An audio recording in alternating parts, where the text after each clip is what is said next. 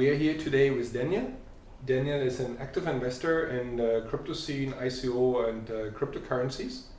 And we have a few questions for Daniel today. And Daniel, maybe you can start with a little introduction and your background, where you're coming from. Yeah, sure. Thank you, Eric. I've been active in the traditional banking and finance sector for over 30 years in different continents, Europe, United States and the Persian Gulf.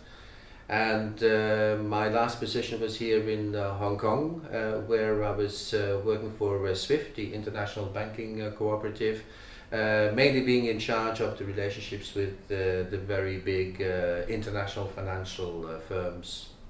And how did you get into this crypto world? So it's it's not like next to the traditional banking industry. Exactly, that's an interesting question and an interesting story for me as well. Working in the industry, I bumped into some people who were very heavily evangelizing Bitcoin.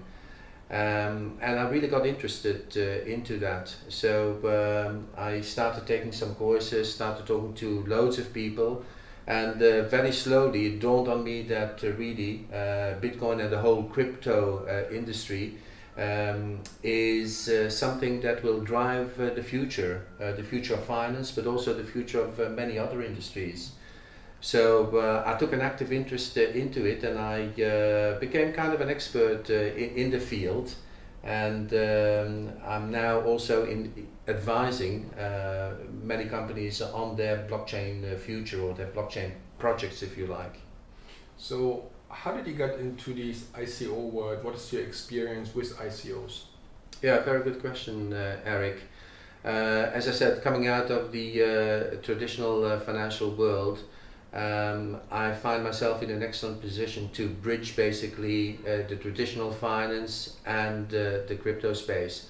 So when I'm talking to entrepreneurs and businesses, what needs to happen is we need to tie up, to marry, to match, if you like, the traditional business model with the new crypto space, the blockchain space. Yeah.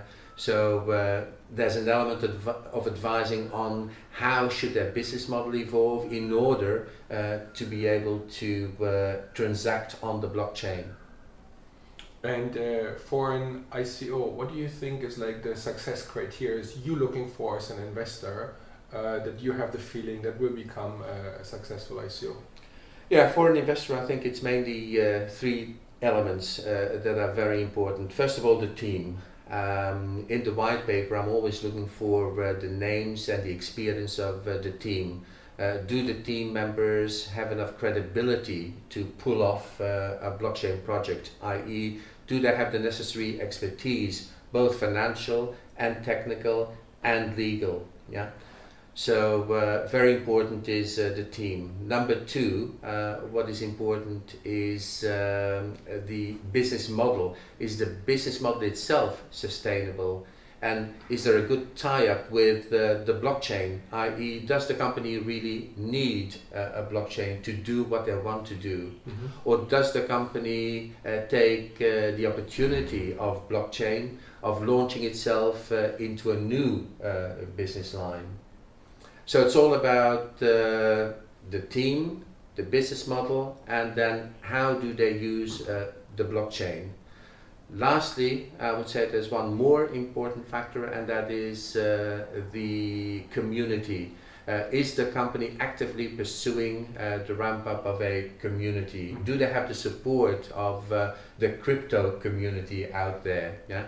And for that, it's useful to read up on social media channels like Slack, like Medium, etc. The GES ICO started on the 28th of February. As an investor, do you see any of these success criteria for an ICO in this GES ICO? Yes, absolutely.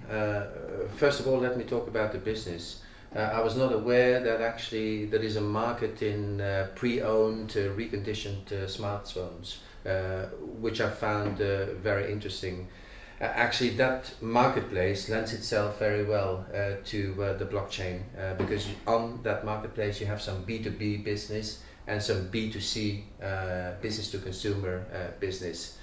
Every smartphone has its own identification number, so that can go into the blockchain, and we can follow the life of that smartphone on the blockchain. So it's a great example of how the blockchain can be used to provide transparency and immutability, authenticity, if you like, about the smartphone that you own, right? So that is number one. Business model is fully sustainable, and it's a very good idea. Number two, the team itself is also composed of experts, so I feel fully confident with them. And then number three, the community. When I look at Telegram, there's a real active community out there conversing with the company. So I feel very happy about that. Thank you, Daniel, for your time and for your answers. Thank you, Eric.